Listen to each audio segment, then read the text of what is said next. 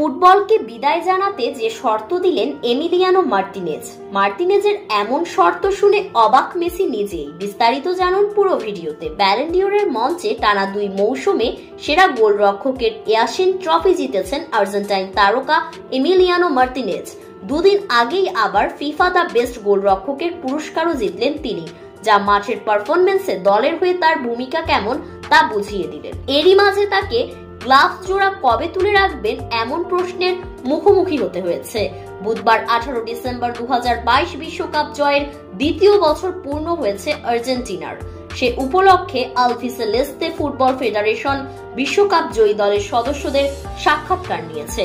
সেখানে এক পর্যায়ে এমি মার্টিনেজ অবসরের প্রতিজ্ঞা করে বেশ চমকে দিয়েছেন সবাইকে। আর্জেন্টিনার এই বিশ্বকাপ জয়ী গোলরক্ষক বলেন, এমন কোন জাতীয় দল আছে যারা পরপর 2বার বিশ্বকাপ জিতেছে? যদি আমি আর্জেন্টিনার হয়ে 2বার বিশ্বকাপ জিততে পারি, অবসর নিয়ে নিব। পরক্ষণেই আবার মজার ছলে এমিলিয়ানো হেসে বলেন, আমি মাত্র 32 বছর বয়সে আছি।